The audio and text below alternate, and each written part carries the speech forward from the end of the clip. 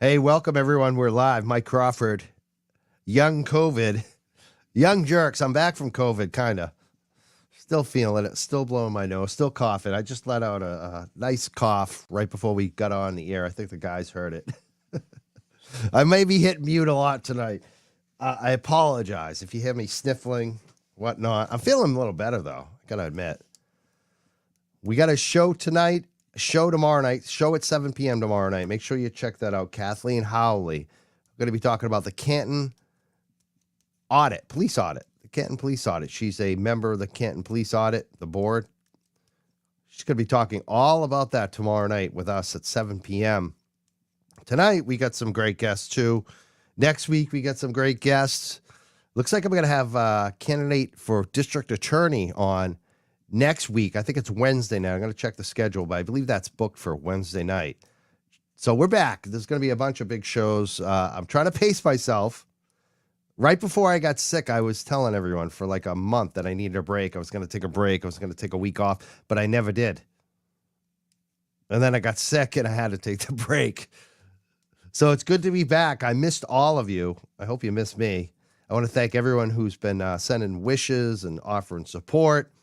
Let's get to the guests tonight. That's what the show's about. My dude, Mazza Media, welcome back, bro. What's going on, Mike? Glad to have you back. Young Jelly is ready to rock and roll again, man. That's awesome. Happy to see you, man, and I'm glad you're back live. And it takes a while to get over COVID, but you're getting there, and I'm glad you're fighting through it tonight to get back on the air and do what you do best, man. Besides dog, well, you're an epic expert dog walker. You're an expert host, so it's good to see you again, man. Talk with you. And me and Mark tested negative, or didn't get it. So I was worried for a few days there, midweek last week. I was kind of starting to get paranoid. I even messaged my boss and I was like, starting to get a sore throat, starting to get congested, might have COVID. I think I can get through the work week. And I was ready for like Thursday, Friday to really start, get worse. And then just kind of faded out. So I think you're right. You probably caught it from some other place, maybe a day after we all met up at Kowloon's, which was a great night. And I guess COVID was not airborne and Kowloon's that night, which was good news. Yeah, thank God. Right. Who wants this thing? It's just horrible to get sick. A couple of days later, you're like, actually, I think we were walking in the door to Kowloon's, and you said to me, you go, I'm actually most concerned about getting COVID, I think you said to me. And I was like, it was already kind of on your mind. I jinxed myself. 2 days later, you're like, I got COVID. I'm like, oh, no. I'm like, getting my COVID test. I'm like, these expiration dates still good? I'm like, okay, it's good. So I did a couple tests last week, and actually the last time I got COVID, it was that's right. I got it in early December last year, and I had to miss my work Christmas party. Well, 2 work Christmas parties, my work team Christmas party and the office Christmas party. I missed both of those last year because I got it like in early December. And fortunately, I was clear within like 6 or 7 days of Christmas, but it made shopping a little bit more tricky. So fortunately, Amazon.com, they're pretty stellar at delivering. So that kind of got me through last year. So I was happy about that. Thank God for delivery. Oh, yeah. A lot happened today. We already put it up. We're going to be talking about this. The ACLU filing that if you read it, it sounds like it was written by Attorney Betterow, who immediately, once, this happened, his suggestion of what the remedy should be is exactly what the ACLU just filed.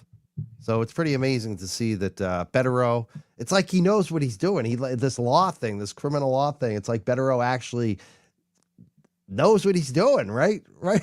I'd say so. I'd hate to be anybody that has to take on him in the courtroom, especially in Massachusetts.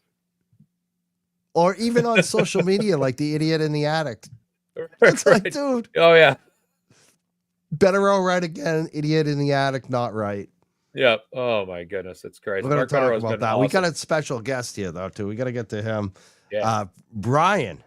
I was watching some of his videos. Man, this guy's been through some things in Las Vegas as a police officer. I don't know if we'll talk about some of those things, too, because he told us a good story the first time he was on our show with his partner, Gonzo, about Suge Knight. He also mentioned about the big thing that happened with that the mass shooting in Las Vegas. He was one of the first responders there. Wow. There was another 2017. incident Yeah. too I saw with video that he was one of the first responders, a hero, really, a really tough situation. So we're happy to have him back. He's been a Karen Reed looking into it. Seems like he's a big time supporter at this point, or at least ripping apart, the police misconduct in this case, which is what we all love and respect to see. A former police officer, two of them, really diving in deep and looking at the case. I watched their videos. We may talk about some of that as well, but happy to have them back on the show. Make sure you subscribe to them. I'm going to put it right now in the chat for everybody, and I'm going to pin that. Make sure you subscribe. It's Las Vegas Cops, LVCopsTV, at LVCopsTV on YouTube. It's in the chat. I'm going to pin it. Make sure you subscribe to them tonight. Welcome back to the show, Bryon from LVCopsTV. What's up, Bryon? What's up? What's up, Mike? What's up, Maz? What's going on, Brian? You guys are just meeting each other tonight too, right? That is correct. That I is know correct. of these guys. And a lot of people have messaged me for a long time. They're like, you guys need to connect for a show. So here we go. This is it. If you wanted this show, Mazza, Young Jerks, LV Cops, at least one half. And One half. you got, we're good. We got one half of the tag team. So we're good. Yep. And there was just this filing that happened from the ACLU.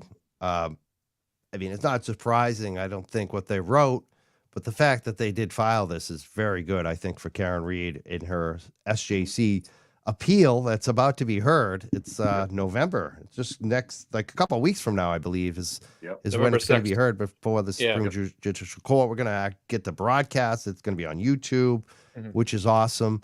But the ACLU basically said what Benaro's been saying, that, the two charges where the jury may have come to a not guilty verdict, that the judge should throw it back to the jury and do a poll of the jury to find out actually what their verdict was on those two charges. What do you guys think about that? Did the ACLU file that today? Want me to kick off, Brian? Sure, Maz. Okay, perfect. This is look, this judge has been a problem for a long time. I don't know if it's, like I've said before, I don't know if it's this judge being corrupt. I don't know if this judge is negligent. I don't know if this judge is an absolute imbecile when it comes to running our courtroom. You can pick whatever you want as your theory, but either way, this jury should have been polled before that trial ever ended. And this is a mess that was avoidable. And then even when the defense tried to petition for this judge was giving them a hard time even further. And Karen's team, like David Yannetti said one day outside of court when he was interviewed by Turtle Boy, he said, we're going to continue to fight this. We're going to push this to the Supreme Court and take this as far as we need to go. And I'm like, that's exactly what you guys need to do. You can't go down without a fight. If this judge, if this courtroom, if this county is not going to give you what you need, and they're going to hold you back from what you're entitled to be able to do, which is basically appeal and contest in any way, shape, or form, it makes sense to go to the Supreme Court. But the ACLU has been essentially for a while something that a lot of us have wanted to see them jump in more and more. And basically in the court filing Wednesday, I'm just reading this here. This is a Boston Globe article. The ACLU supported Karen Reed's arguments that she would be subjected to double jeopardy by being tried for the same charge twice. That's exactly what it's all about here, is that you have seen a trial go down. You've seen it happen. You've seen it play out. A jury deliberated and came up at the end of that trial that she was not guilty on counts 1 as well as counts 3. And there's no reason why these counts should still be on board for an upcoming trial. It's very simple. Yeah. The jury was able to state that they were split and deadlocked on count 2. Fine. I can live with that, and that's fine. We can see that continue on in another trial. But counts 1 and counts 3, no. The jury was very clear. Multiple jurors reported that they were unanimous in their decision making on these particular counts. And there's so much at stake here. Karen Reed's freedom is at stake. Yeah. And they want to go ahead and try her again and have 24 jurors decide this thing on across two different trials, that is absolutely insane. And there's no way in hell that her defense team is going to allow that to happen. And they're trying to burn her dollars out of her pocket and make her spend more money now to fly out experts for another trial. Give me a break. Give me an absolute break. So here, right now, going into this, it's great to see the ACLU stepping in and at least casting their particular side of the story and getting actively involved in some way, shape, or form, which is absolutely fine. So I'm thankful for that. I'm very happy to see that. I'm really not the one to ask about how much of an impact this will or will not have, but I still think that anytime Karen can get any support from anybody else is perfect. That's exactly what you want. That's exactly where you want to be, and this is exactly how this needs to go down. And I'm absolutely thankful for this, and I think this is a big part. And I'm looking forward to November 6th. It's coming quick. Halloween's coming quick. The election's coming quick, and literally the day after the election, here we are. And I actually have that day off. I took that day off, and now I'm like, geez, maybe I'm gonna have to be outside the Supreme Court on the 6th now and be there for it. So I'm like, maybe that was supposed to be my day to stay up late and watch the election results and take the day off afterwards and sleep in. Now it's going to be well, I'm probably going to get up at the time I usually get up for work anyway, so I can go be outside the court for this. So I'm pondering that. We'll see what happens. But at the end of the day, this is exactly what we want. This is exactly what the defense wants. This is what Karen deserves. She deserves support. She deserves an organization like the ACLU having her back and standing with her in a fight against either the most incompetent courtroom and county that I've maybe ever seen in my life, at least, or the most corrupt one. And I'm going to guess it's probably both, but it's probably the corrupt one, right? And that's enough. It's enough of this. And now, count two. We can deal with count two, and this is going to be something that can be more focused than on the second trial. But counts one, get out of here. Counts three, get out of here. And I'll yield back to Bryon. Yeah, I agree. They can't charge her. They can't try her again for 1 and 3. It is double jeopardy. They can't. You can't. Our Constitution says you can't do that. You know what I mean? So the amendments protect her. They can't. So whether they want to or not is irrelevant. They can't. She's already been not guilty, so it's good for that. I think it's great. Yeah, the ACLU jumped in. I think it's atrocious of what this whole trial. I mean, anybody who knows, who's been with my channel, or our channel, the LVCopsTV, we do a lot of police stuff. We do all police stuff. Our first 71 videos are police videos. When I heard about Karen, my wife told me about her. I was like, okay, these guys are straight up just something's not right. I mean, I'm sorry. If you're a cop, a decent cop, looking into this investigation, something is not right. So I concur. I think it's a little bit of just being guilty or dirty, and then just being plain old ignorant. Because I've never seen a courtroom like that, never in my life. And Aunt Bev definitely seems a little jaded and a little biased. I wouldn't, and I feel horrible for Karen because I know it, I don't know her personally, but I would never want to see somebody innocent in prison. It's horrible. And she does need help. The worst outcome right there, having an innocent person in prison. Just thinking, I would. What was the old saying? I'd rather you never put an innocent person in prison. I'd rather let a guilty man go free than put an innocent person in prison, because if you're innocent in there, it's just horrible. You know what I mean? Guilty, it is what it is. But no, I would. You never want to see that happen. So and she's fighting for her life. Everybody else is going on with their daily lives. She's literally waiting to see what's going to happen. And everything she has, everything she's done and financially is drained. Yeah, I mean, you're talking completely life-changing, and it's horrible. So it's good to see everybody coming together and going against bad cops and bad judges, or crooked cops, crooked judges. I mean, we don't know. I'm not saying Aunt Bev is crooked, but what I am saying is something's not right with her in the head when she's hearing this case. You see what I'm saying? Yeah. Because I mean, she was sustaining questions that Jackson didn't. She was sustaining stuff when we just did Jen McCabe's video. It dropped last week, and part 2 is dropping on Friday morning. Jen was saying something, and Bev sustained it. Like, I've never seen that in court in my life. It's almost like she's literally telling people when to shut up and, how to say things, what to say. It's very odd. Asking Adam They're very Lally, odd. Yeah. do you want to object to that? That was outrageous when she did that. Would you like to object to that? Yeah. Would you like fries with that? I mean, Yeah, what are you doing? you know. What are you doing?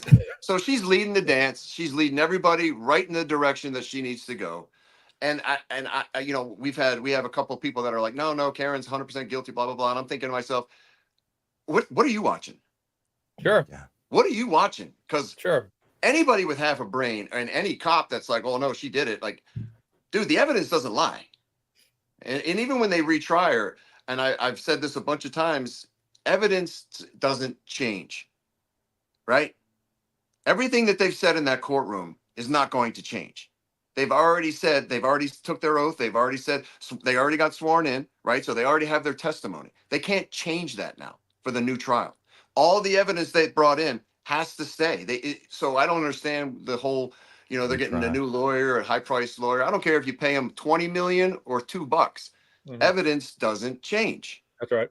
It's a good point about it's funny too, the law enforcement, because we've heard from so much ex-law enforcement, whether it's on these shows or just on the streets, even like people I run into, I've told the story about going to jury duty. I ran into a former Mass State Police who watches the show, and right. They all say the same thing. They all say the evidence proves, right. proves nothing, that she didn't do it. One thing I wanted to note about this ACLU thing that's up on the screen right now. Like I said, this could be Bettero that wrote this, because he said this exact same thing, that there's a prohibition against double jeopardy. And I just want to make sure that we cross the T's and all that, because this, what Bettero said, because a lot of us on the show were like, shouldn't she just throw out those charges? He said, no, she shouldn't throw out the charge. The judge shouldn't throw out the charges. What she should do is poll the jury to find out, even though we've heard from all these jurors through the media, she actually has to go individually, one by one, to every single juror and question them and say, how did you rule on count one? How did you rule? How did the jury, did they come to a consensus on count one, on count three? So they have to be polled to make sure that every juror agrees that they voted not guilty. And so that's what's actually the ACLU is asking for. The same thing that Bettero said. And it's like so common sense when you look into this. That's the only remedy that makes sense in this situation. So it's not double jeopardy. And I think that's what the Supreme Judicial Court's going to end up doing. I mean, I just can't see how I don't see them throwing out the charges. I see them saying it has to go back to the judge. Our instructions to the judge: poll your jury. Is that how you guys see this ending up? Do you think that's the end result, is that the SJC is going to agree with the ACLU and come back and agree with what Bettero said right from the beginning, that polling the jury is what has to happen on 1 and 3? That's what I'm expecting. I'm fully expecting that. I think there's a over 80% chance that that's exactly what's going to end up happening. Auntie Bev's going to get some orders to poll this jury, bring them all back in, ask some questions, and go about it that way. I think it's going to be a shocker if the Supreme Court Justice or Supreme Justice Court, however I word it there, doesn't do this. It's going to be an absolute shocker if they do not. I think that overall, it's the right thing to do. It makes the most sense. You don't need to dismiss the charges outright unless, of course, you poll that jury, you bring the jury in, you ask them questions, let them go over what they declared when they were in that room and deliberating, and come back out and say, yes, we dismissed this charge. We let her not guilty. And that form they got, where they were supposed to answer to what was guilty and not guilty on the verdicts, that sheet was so confusing. I went over that. Someone sent it to me. I think we went over in this show or another show. But I'm looking at this thing. It's so confusing. It should have been guilty or not. It's like a multiple choice test, right? Question 1, guilty or not guilty. Question 2, guilty or not guilty. It's like when you go to the polls, yes or no on question 1 or 2. It's not that difficult. We're looking at this sheet. It's like not guilty, and then guilty. It's like, and then she's trying to simplify it to the defense. And even before the jury was really even anywhere, I think it was the second day of jury deliberations, you have Alan Jackson back in the courtroom with the judge, battling over this stuff, and then Auntie Bev snapping at Karen Reed, asking her if it's funny. So the right thing to do is to have this judge be held accountable for her lack of ability to properly oversee this trial, and now have her poll that jury and have that jury for themselves before everybody, both sides and everybody, including the media, to answer guilty or not guilty on count 1, guilty or not guilty on count 3. What did you determine? Did this jury determine this, guilty or not guilty? And that's all it needs to be done. And what's going to end up happening is we're going to find out.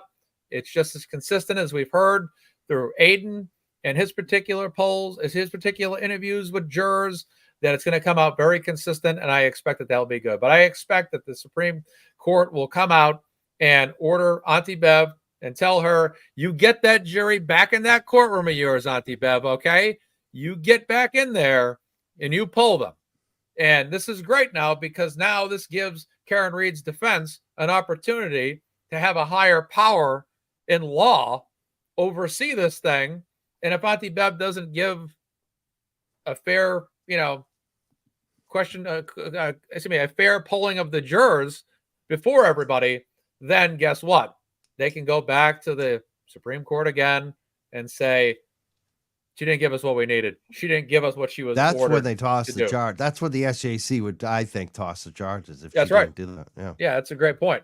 At that point, it's like, well, this judge is not doing her job. She's not adhering to what was requested of her or ordered of her, and that's it. And at that particular point, this is great, because this takes away that Norfolk County power. This takes away this judge's power of having absolute power in this courtroom throughout the duration of this trial, and that negligence will not be tolerated, and that this is absolutely unacceptable. So I think, like I said, 80% chance or more. And I always give myself a little cushion. So I'm going to say 80% confidence that Supreme Court says, Auntie Bev, get him back in there and pull him right now. Yeah, I think you're right. I think it might be 90, but 80 Yeah. is good. 80 is a good number. What do you think, Brian? They already deliberated, yeah? Not yet. Not yet, yeah, but the they- jury has. Yeah, the jury Not guilty, has, yeah. not guilty, right? Right. That's right. what the reporting says Okay. from They several were- jurors. They were already polled. They already gave their verdict. To me, to go back and re-ask them is like having your waiter come back at the dinner table, or when you order your meal and ask you, are you sure you wanted that? Are you sure you wanted that? Yeah, that's why I ordered it. So if they said not guilty, not guilty. To me, polling them it's, I don't know. You're kind of poking the bear. You're trying to almost get them to change their opinion now versus what they already saw. So now it's like, oh, it's a big case. Everybody's talking about it, bringing in the ACLU. Are you sure you voted that? Or are you sure you want to go that way with your verdict? Like me, I'd say, what did I say the first time? Then that's what I'm saying this time. Yeah. Right? Nothing has changed. I don't even know why you're calling me or asking me. I already gave you my verdict. Not guilty. Have a nice day. But that's just me. I would have said, you already polled me, man. You polled me when I was a jury, right? All right. Have a nice day. I know, right? I mean, they should maybe look into what the But that's just my issue was the first time when, right? I mean, I don't think there was an issue, right? They voted, or they came to there was some kind of issue verdict. between. I think the issue is between the judge and the foreman. Really, Right? Like, Right. and one of the two of them, Right. and if not both of them, Right. effed up. Like that's the end. I mean, you got to look at the foreman and the judge. Excuse me, Right. the judge and the Right. foreman, because all the jurors are coming back so far. They've told Turtle Boy and others, they found not guilty on those two charges. Yeah. I know polling is probably good for Karen, but I'm just saying it's Yeah, no, you They got a already great vote- point. they You already- shouldn't they have already to. came You to the shouldn't have to verdict. recheck it months later. Like, what if one That's of the what I'm saying. jurors doesn't come back? What if Right, one of the right. jurors is dead? Like something happens. Like, What if they straight up just say, "Look, man, I already told you. I already Yeah. gave my verdict. Have a nice day." yeah, Right. Well, then they're The going to issue- come back and be like, "Well, now we need a new guy, or now we I need know. now you have to give it again. Like you're by law you have to say it again. They're going to pull you in. Like I don't, you know what I mean? yeah. To me, it's just I know it's probably good for her, but what I'm saying is to me, they should have just stuck. Boom, we're done. Let's move on. Yeah. I don't Yeah. think they properly polled the jury though, Bryon. They had just kind of submitted over what the result was. And then Right. the form itself was very confusing. And then I don't know what the Gotcha. communication was between the foreman and the judge, but there Right. was either an inconsistency or there was something along the lines of that this judge was able to finesse this thing in a way to make it seem like, oh, this is just a mistrial across the board. Right. So Right. essentially they appeared to be declarative, I should say, in some aspects, but not all. And that judge just basically said, well, basically she took yes, guilty or not guilty verdicts for 3 counts, and then ultimately just said, well, one of them's deadlock, which is count 2, and then she declared the whole thing a mistrial, which was absolutely ridiculous, and never formally polled that jury in that courtroom. And one of the jurors said they were just ushered out of there so quickly, and they couldn't Right. believe it. They're like, how the heck did this thing end up a mistrial when we've been here for all these weeks? And that's been one of the greatest frustrations of all this, is the amount of time. Me, Mike, yourself, I'm sure, spent a lot of time on shows this past summer. And for us on the Young Jerks, me and Mark were on the show constantly, day after day, and it was exhausting. It truly was. And to have to come back a year from now or next year and have to go through the whole process again, just think about, I say to myself, how the defense feels and how Karen feels about that, having to go through this again, and then having a judge just taking, with absolutely no proper handling of a trial that involves so much from pretrial hearings that went back as far as 2022, went through the entire year of 2023 and a portion of 2024, and then finally picking a jury, then having weeks and weeks and weeks to have a trial.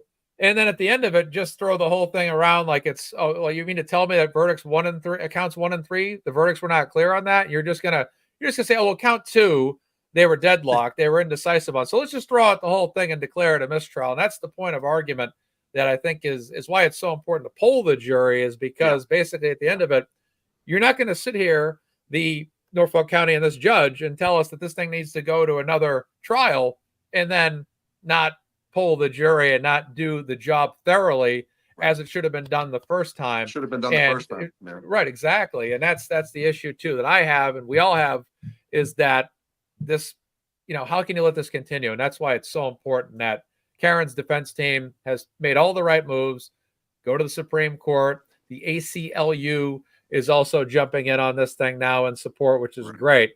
And I'm just going to read a little bit of the Globe here. As I said, but then multiple jurors contacted both the prosecution and defense teams post-trial, saying that they actually were only deadlocked on one charge, manslaughter by operating under the influence. The jurors said they had all agreed she was not guilty of the 2 other charges, which was murder and leaving the scene of a crash with injury. And then it kind of snowballs from there. But it's just madness. Even when that happened, it was like a lot of us were outside that day when it happened. And all of a sudden, it's just bing, bang, boom, it's over. It's like, wait a second, was this Mike Tyson versus Peter McNeely, where everybody was all hyped up for Mike Tyson's return and Peter McNeely was all fired up? And the next thing you know, the judge is calling it off and Peter McNeely's wandering around the ring like, which way did he go? Which way did he go? Then the fight's over. Hit so hard. Yeah, that's what I mean. Yeah. I think once. But, yeah. But that's the way this trial ended. It's like, it was like, nothing to see here. It's over. Goodbye. That's it. Mistrial. And we're going to carry this thing out another year. That can't happen in a court of law. That can't happen in the state of Massachusetts at all. And it's absolutely unacceptable. And like I said earlier about Auntie Bev, I don't care if the woman is a moron. I don't care if she doesn't know how to operate a courtroom. I don't care if she's corrupt. It doesn't matter what it is. No judge should operate a courtroom like that and not be held responsible for properly conducting the courtroom that it should be, in fairness to both the defense and prosecution, regardless of what is going on in that courtroom, regardless of which parties are guilty or not guilty. But it's not fair to Karen Reed to spend all this money flying attorneys in from California, flying experts out all the time, getting up every day in the morning. Her parents, who would just like to enjoy their lives, having to get up every morning and go to Dedham and go to these trials and go to these hearings, and now still having to do that. It's no. At the end of the day, you know what? Fine. If that jury was deadlocked on count 2, fine, no problem. We'll come back next winter or spring or whatever, go over count 2, fight over it. That's fine. Let the court case take place, go to trial, whatever you want to do. But counts 1, counts 3, Get out of here. See you later. Yeah. Well, whatever's talk- good for Karen. Yeah. Yeah, that's right. Yeah. I want to talk about the retrial because, Bryon, you brought up some points and know you've been reviewing the testimony of so many of the witnesses. Mhm. Which witnesses do you think are going to have the toughest time putting them back up on the stand for a retrial, whether it's for the prosecution or defense? You know, what do you think on this retrial? All of them. All of them. How can you pick one? I mean, Jen McCabe is a mess, right? She's something special, right? She seems like kind of a, again, I don't like labeling people, but she's seems like a psychopath, you know what I mean? A sociopath. She seems like a scary lady, you know what I mean? Or Jen McCabe. Yeah, that's what I said. Bryon Albert seems like, I kind of look at him like Kingpin from Marvel, you know? He's been around the longest. He's 32 years. He's cold. He's calculated. He's hard. This is not his first incident. You know, I'm not saying anything about his past. I'm just saying this is not his first incident. Okay. So he's very calculated and strategic. His is not going to change. Nobody's can really change. You got Trooper Paul, who doesn't even know anything about crash reconstruction, right? Even though he's their expert, he was no expert in anything. I've been on 1,000 more crashes than he's ever been on, right? And then who else we got? Higgins. I mean, come on, everything that he did. I mean, he used the FBI stuff, the machine to get rid of the Evidence, text messages. Yeah. Then he throws his phone in 2 different pieces. Him and Albert both get their phone, done before the night before they get the legal form that says they got to hold on to their phones for court. All of them. And now that they've already given that testimony, what else could they really ask them? I mean, they have to. You got to get to the evidence leads you to what happened. So you can only ask so many questions and so many different ways, but we still need to know what happened. So nothing really from their testimony is going to change. So I think if they all have to come back up, it's going to be hard for all of them. Now, on the defense side, do you think that should change anything in terms of the questioning of the witnesses, or certain areas where maybe they didn't, go as hard on? They should go, a little. Well, deeper you got Bev, who won't barely let anybody ask questions. So, I think Jackson, everybody's doing great. Turtle Boy brought up this guy Kelleher, who I knew him growing up. I went to college with him, and we used to drink beers together underage. We were like 18, 19, 20. When he was a football player at Bridgewater State. He's what do you call him? The assistant police chief in town. He lived across the street from the house, and he had a security camera that apparently didn't pick up anything. I think Turtle Boy made a very good point. Like, he didn't get called on the stand last time. Wouldn't it kind of be maybe good for the defense to bring him up on the stand to explain his story? Like, why didn't you come out of the house? Where's the video? Tell us about when you found out about this. Do you think they should bring him up? Because he didn't get questioned last time. If he's just going to deny, then what's the point? You know what I mean? Jackson is a brilliant guy. He knows I'm no lawyer. You know what I mean? I'm just a street cop. He knows what he's doing. So I would put all my trust and faith in him. But if they're like, if he's going to say that he saw nothing, did nothing, or I don't recall, why waste the time? What do you think, Maz? Well, I just wanted to ask Bryon if you've ever, you ever gone to a crime scene and collected evidence in a solo cup before and put that in grocery market bags? Hard to say, but no, I never have. I've never done that in my life. Yeah. I could when I heard that, I thought it was a joke. Like, I literally thought. Right. I thought my wife was kidding. I was like, you're kidding me, right? Nobody could be that stupid that you would actually do that. Like, There's no cop. This is like Reno 911 shit. There's nobody that stupid that could do that until I watched their trial. And I'm like, you got to be kidding me. Sure. Like, this is utterly ridiculous. It's like I'm watching guys, kindergartners collect evidence. And I know that Boston's not like that. I know there's great cops in Boston and in that whole area. It's just, for some reason, this crew, for some reason, is just, I don't know, that lieutenant saying he's never collected really, or it was his first homicide he's been on. You've been on for 30 years and you're a lieutenant, and this is your first homicide. Right. To me, that is completely unacceptable. No, you shouldn't be a lieutenant then. I'm sorry if it's a small town and you don't get a lot of murders, but you need to be well-rounded. You need to be versed. There's a reason they make you, like here in field training, we make you go to a bunch of things. You have a bunch of boxes you got to check. You need to see dead bodies. You need to go to suicides. You need to see all this stuff because first off, you need to know how to handle the scene. Second off, you need to know how to handle it mentally because, you're going to see it a lot. I can't even tell you how many dead bodies I've been on in my 22 years. Hundreds upon hundreds. We could maybe even touch the 1,000. I don't know. Mm-hmm. And this is his first one in 30 years, and he makes that much money. Yeah, that is unacceptable. What kind of like when you look at the money that he was making, $300,000 a year, 322,000. Yeah. Yeah. What do you think about that kind of money? That is ridiculous. That is and to say that they couldn't afford body cams, but you're paying a lieutenant. Right? Yeah, well, you're paying a lieutenant. Let's see what he does. What is he really? What's his daily job? Right? He wakes up. He comes into work. Right? Probably has a cup of coffee. Goes to breakfast. Might make a phone call or two. Maybe normal day. Go to lunch. Maybe make a phone call. Hang out with some buddies. Go home. Like the guys here, lieutenants here in Metro in Vegas, you're working. You're out on the street. You're in a black and white. You're doing stuff. And if you're in a specialized unit, you're with your guys. This doesn't exist here. That's why I'm in awe. I mean, even our undersheriff, who's number 2 in charge, doesn't make that. He makes about 200 and maybe 20,000 a year. That's crazy. Yeah, and this guy, like he's Vegas, been through the number everything. 2 guy. Yeah, that is. Yep.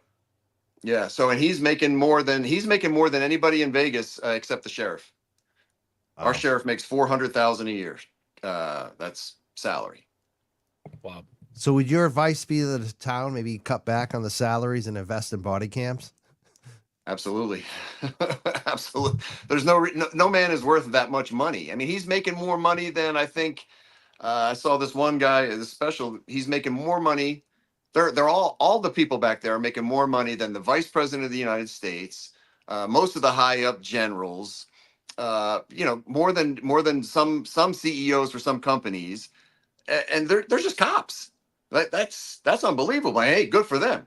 If the town is willing to pay people that much money to do nothing, those people are going to take it. Trust me. And they're going to bring their buddies in. They're going to bring their buddies in, right? Hey, man, you want a taste of this golden goose? Tastes pretty good over here.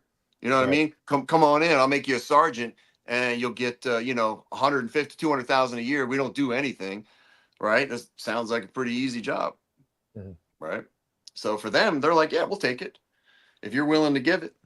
But again, when you put a person in that position of power, they need to prove to you that they've earned it. They need to do something for it. You don't just hand somebody a job like that. Like here in Metro, man, you're going to earn it. Not saying that even in Metro, people get handed jobs that they probably shouldn't. Okay, it happens everywhere. But to me, you need to show that you have all the requirements to handle that position, and no matter what happens, you're going to be good to go. Like there isn't much that Gonzo and I haven't really seen. It's not saying I'm anything special. It's just being out on the street for 22 years here in Vegas. Right. I mean, there's just not much I haven't seen. You know what I mean? So, it's a shame that they're wasting their money. Yeah, they need to get body cams. They need to catch up with the rest of the nation. I mean, it's 2024. Yeah. And there might be a reason they're not. There's a reason they're not wanting body cams also, maybe though. Yeah. Say it. Yeah, you're saying it without saying it, but that's exactly right. Because if they don't have body cams, they can basically operate without any checks and balances. There's nothing there to incriminate them if they do the wrong thing. Absolutely. They can do whatever they want. Yeah. And whatever they said happened, that's what happened. Right? Right. And if there's no cameras, there ain't no witnesses. Speaking of doing whatever they want, we've talked to a lot of Canton residents, and there seems to be like two different ways, well, two different classes of citizens in Canton, uh, in terms of the way that they can approach the police. Mhm. So, like a McAlbert or a real townie, they have the cops' personal cell phone numbers. And so Mhm. if they have an incident, they'll call their friends, the cop, their Mhm. personal cell phone number. Mhm. And those cops will do something what they call a self-dispatch, where Right. if you're, just a person like me that happens to be in Canton that day, and I Right. don't know the cops, I have to actually call 911 on a Right. recorded line. Right. Yeah. Have you ever heard of that? Does that happen in other towns and cities where cops give out their phone numbers to citizens to self-dispatch themselves and not be on the 911 recorded lines? Do you ever hear anything like that happen, Brian, or is this just a Canton thing? No, that happens, I think, probably everywhere. And here's the reason. Sometimes now it can happen for good reasons and it can happen for bad reasons. That's a bad reason. Now, I'll tell you a quick story. There was a McDonald's right down a couple miles from my house, right? And they were having problems with a bunch of gangbangers.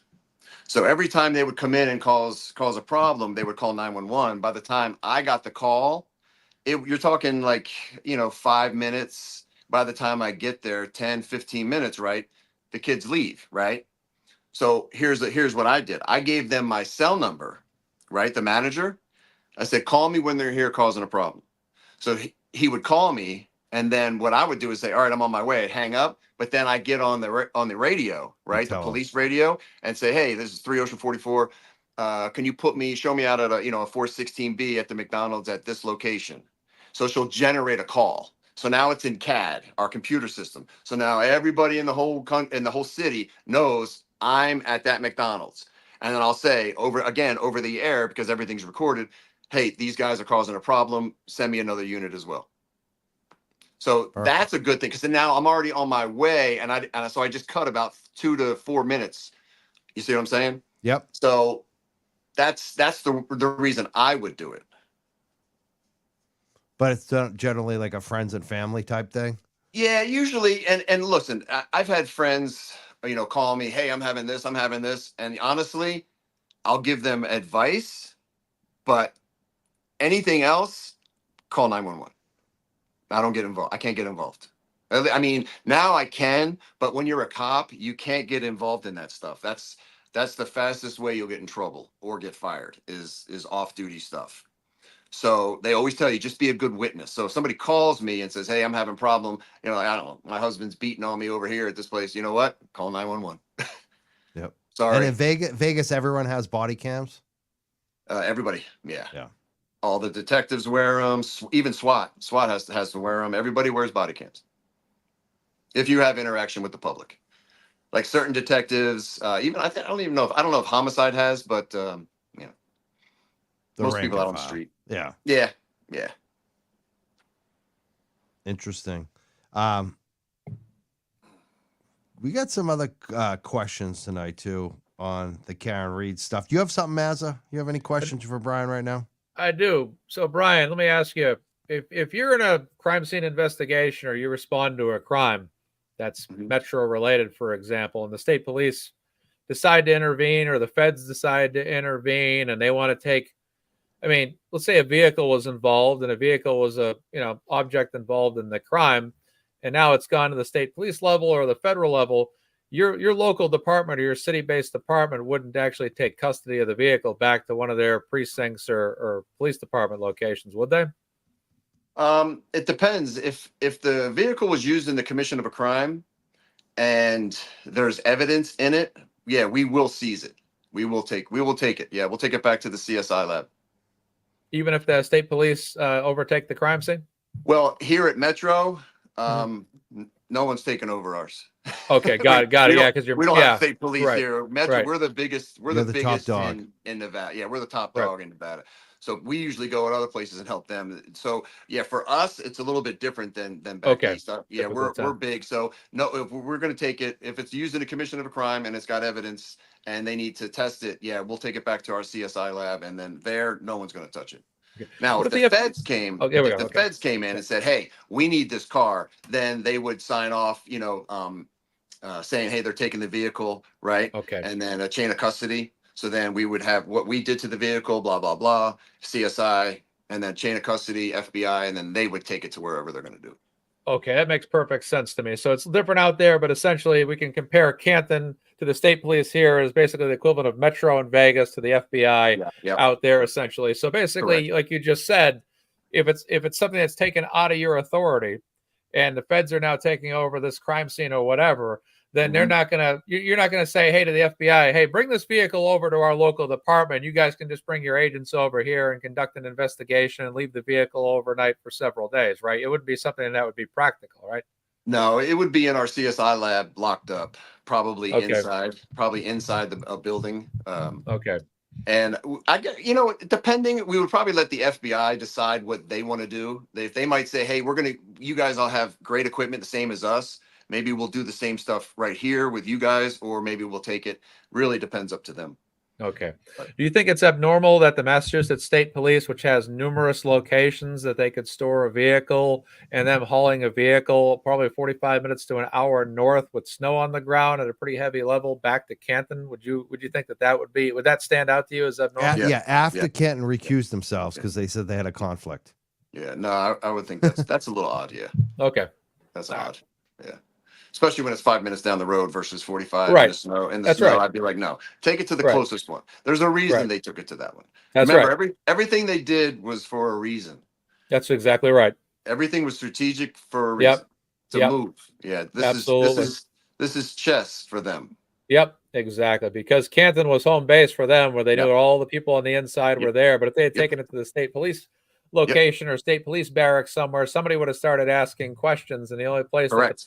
because you had Massachusetts state police officers that were clearly involved in this, that had a vested interest or a friendship or an association with people from the town of Canton.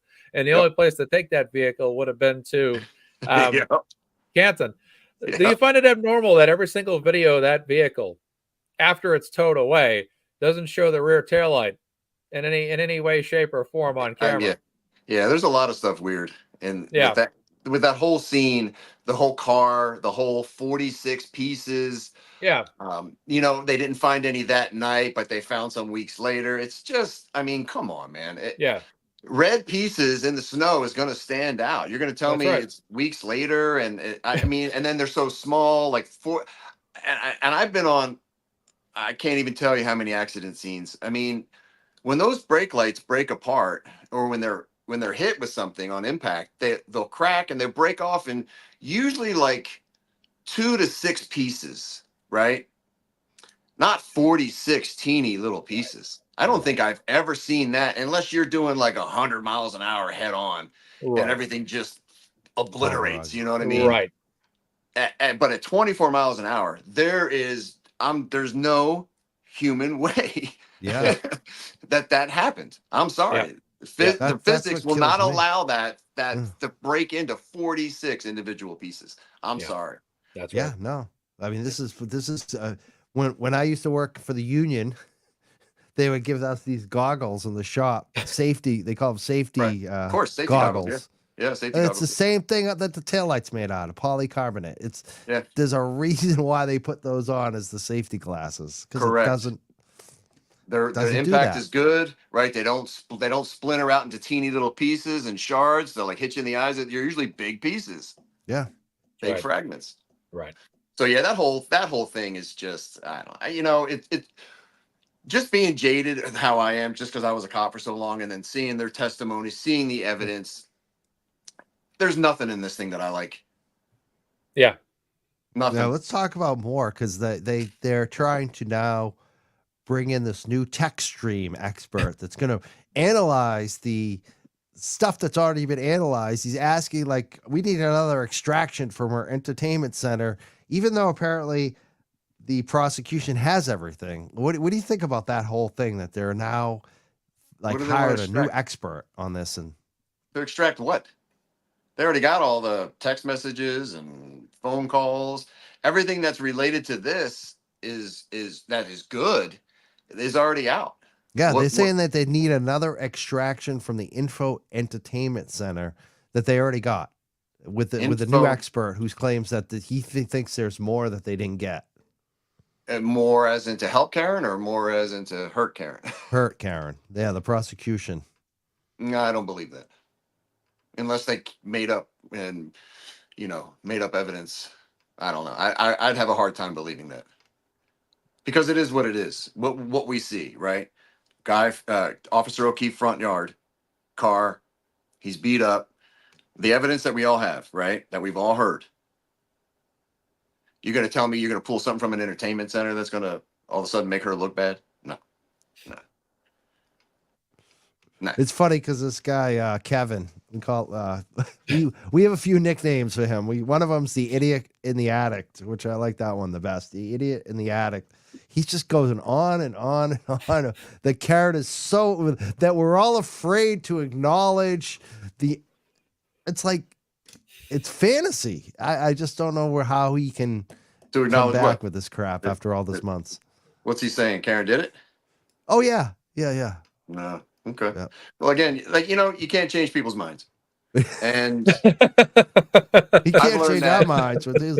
He can't- writes you these like paragraphs that go on and on. Yeah. Like he's trying to convince people, and no one's buying it. Some It's just- people are just not that bright. And I always he is a tell Mensa people, carrier. He is he is the smartest guy in the room. Kevin, the idiot in the attic. Ask him; he'll tell you about it. He is the smartest guy in any room, Brian. well, if you're the smartest guy in the room, then you're in the wrong room. Yeah. You know what I mean? You're in the wrong Yeah. room. You're in the wrong room. I always say lions can't fathom how sheep think. So Yeah. Fair enough. move on. If that's the way it's like coming up to a flat earther, it's like, okay, man.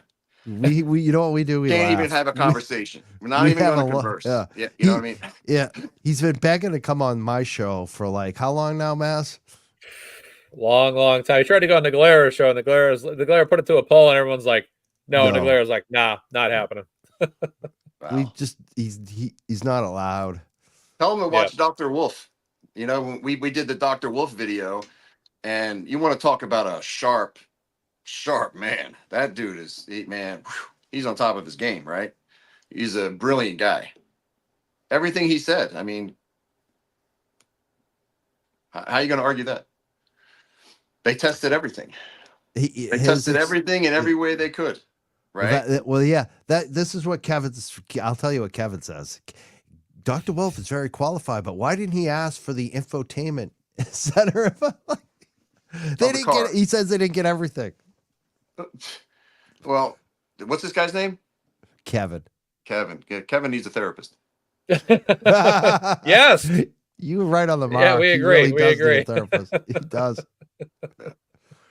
He somehow, I don't know. I mean, I don't like to pick on him on this one, but I have got a friend today. I just heard a Boston Globe legend. He's a friend of mine, music writer, Steve Morse, excuse me.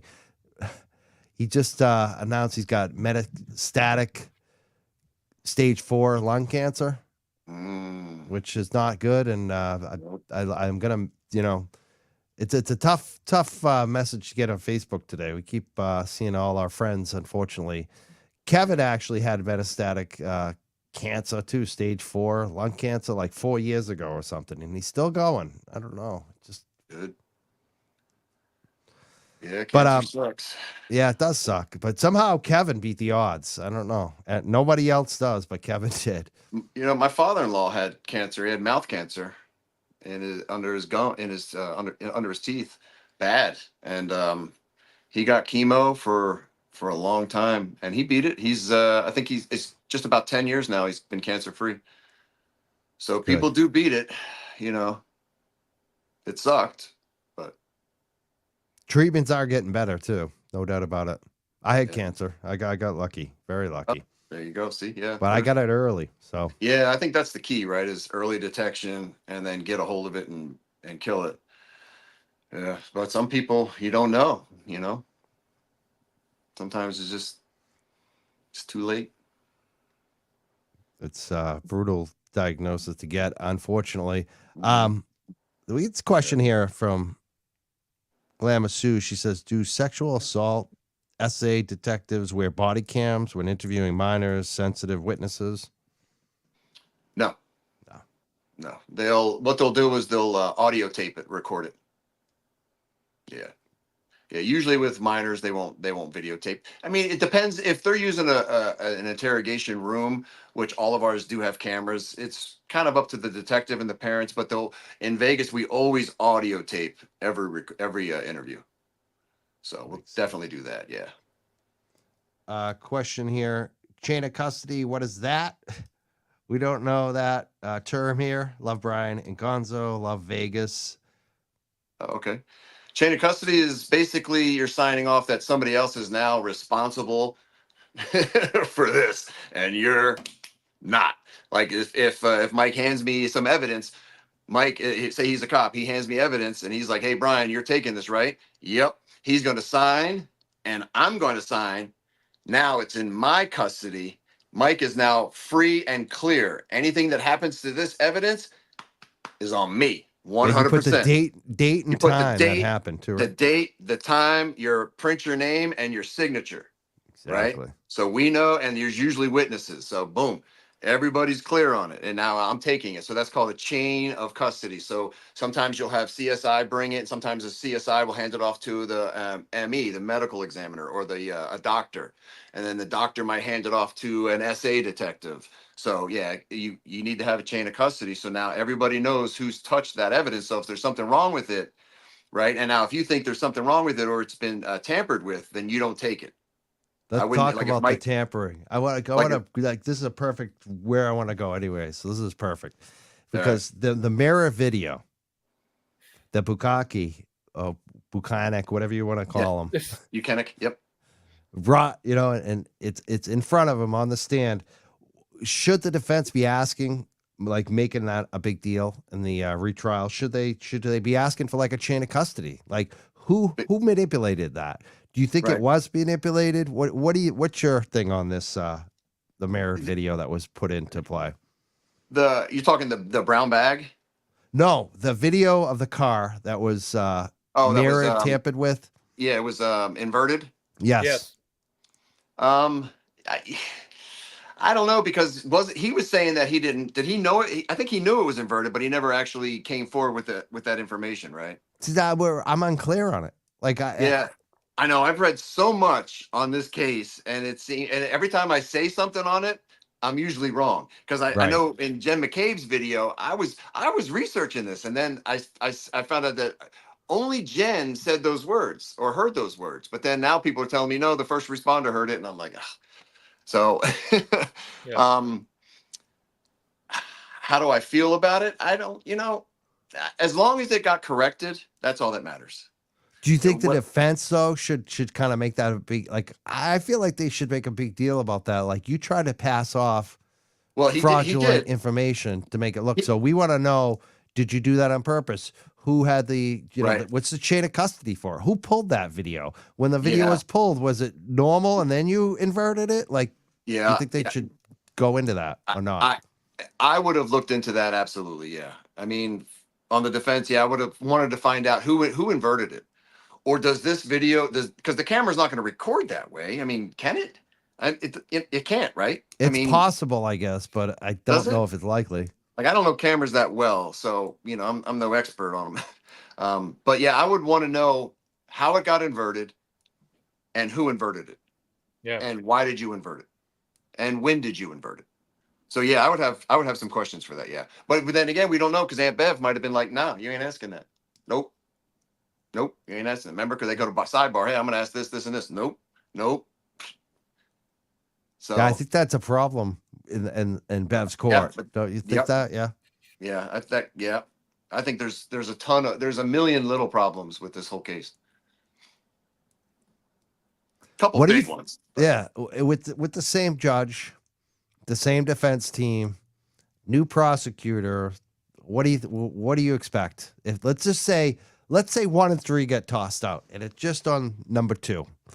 Right. What do you think's going to happen in the second trial? I think the outcome is going to be the same. again, I don't know what kind of people the jury are, but if anybody that has half a brain, when you listen to full testimony and full evidence, even if I don't even care if they said, okay, she said, I killed him or I hit him. I hit him. But the evidence shows she really didn't. And that didn't kill him. Even if she did hit him with the car, it's not going to kill him. You know what I mean? So I just don't see it going to for murder. The evidence doesn't show it. It doesn't show. But again, we don't have we have a little bit on the body, right? It's hard to even find. You can't find anything on the autopsy. No. You know what I mean? But from what I've heard and what I've read, it's not consistent. So if the case isn't consistent with the evidence, then it's not guilty, right? Yeah, count 2 is manslaughter by operating under the influence, and I think that there's a great chance. I thought that should have been thrown as not guilty because they have to prove beyond a reasonable doubt that Karen Reed was intoxicated to a level sufficient enough to do this. And I always say she successfully drove from the waterfall to 34 Fairview, didn't hit any other vehicles. There's no camera of her crashing anywhere, nothing. Then left 34 Fairview, went to One Meadow Lane, no road incidences at all. Additionally, when they did calculate her blood alcohol level, they're not accounting for the fact that what if she had gone home afterward or gone back to John's house afterwards and had a few drinks there in the middle of the night, and that factored into her blood alcohol level as well. So it's tough to read. And additionally, if she's anywhere as drunk as they said she was, then how was she not basically like Leonardo DiCaprio in The Wolf of Wall Street, which was being crashing into everything known to man and crawling her way back in the house? And it might sound funny, it's the truth. It's because given her body size and body weight, based on the amount of alcohol they're claiming that she consumed, there's no way to measure that. Now you have C.F. McCarthy's getting hit with the civil suit. And, I think Waterfall as well is getting hit with that. And what are they going to come out and say? Well, we can actually now confirm what she actually had to drink and how much she actually drank and all that stuff. I mean, because that would be more, I think that would be information that would be more carefully delved into in a upcoming trial that was solely about count 2, which you'd see people from C.F. McCarthy's now called as witnesses, people at Waterfall now called as witnesses. And all of a sudden we're finding out, well, how many drinks was Karen Reed served? Of those drinks that she was served, how many of those drinks did she give to somebody else? Of those drinks that she was served, how much of each glass that she drank from, how much liquid from that glass did she drink? And of those glasses that were served, how much of those glasses were alcohol-based beverages? How much was there? Any seltzer water? Was there any tonic water? Whatever, was it Sprite? I don't know. But at the end of the day, those are questions that need to be carefully deliberated over. And the police just saying, I think her blood alcohol level is way over the legal limit, but yet she's driving John home. What was her BAC? They estimated between I think they estimated like I used to know, 0.13 to 0.23, 24, I think was what they were estimating. What do you mean? They estimated? Yeah. They estimated it. Did anybody ever take any blood? They did, but they did like an extrapolation. I can't even pronounce the word. It's something. Exculpation.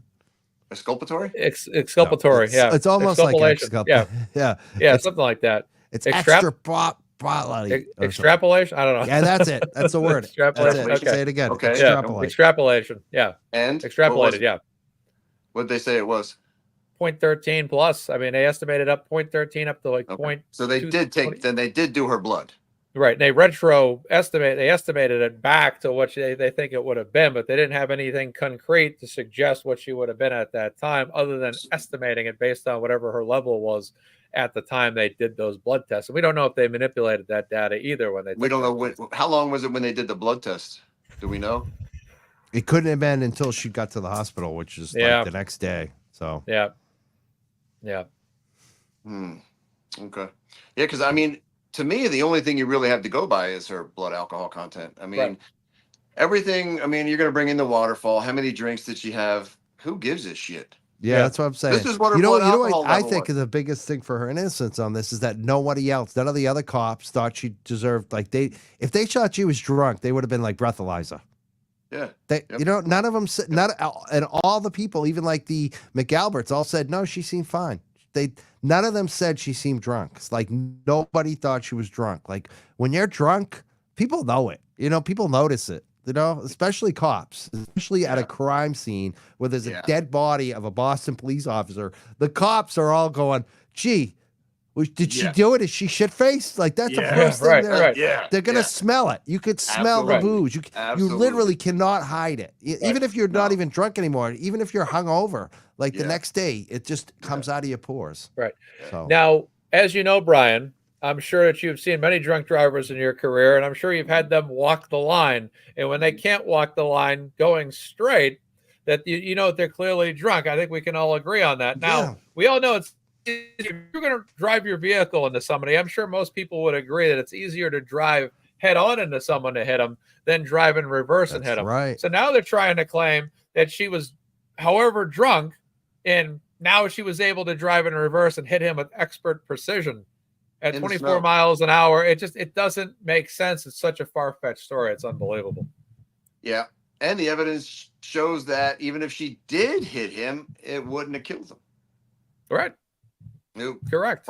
Probably wouldn't even hurt him all that much. It just hit his arm. The speed wasn't fast enough. Whatever. Yeah. I mean, and I don't know. 24 mile an hour in reverse is fast. It is, but really fast. Yeah. I mean, like it seems like most deaths happen, maybe pedestrian, about 25 or above. And, like car accidents is like 30, 35. That's when you start to have deaths, right? Speed kills. I don't think it's that fast. I mean, it is fast for reverse, obviously. It's fast for reverse, yeah. Yeah, on a dark, but it's snowy not road. that fast considering. No, the whole realm of getting hit by a car. Yeah, 24 is actually that's a low number. Yeah. You'd think you could survive that, Yeah, I mean, we had a highway patrolman out here. He got hit. Lady was probably doing 70, 75 on the freeway, and did he survive it? He survived. Yeah. Wow, that's crazy. Yeah, I mean, he's a completely different person, but he's not a cop anymore or anything. Completely different person. It's a sad story. And when I talked to him years later, he said, "Bryon, you know what?" He goes, "I did die that day." Wow. That's brutal.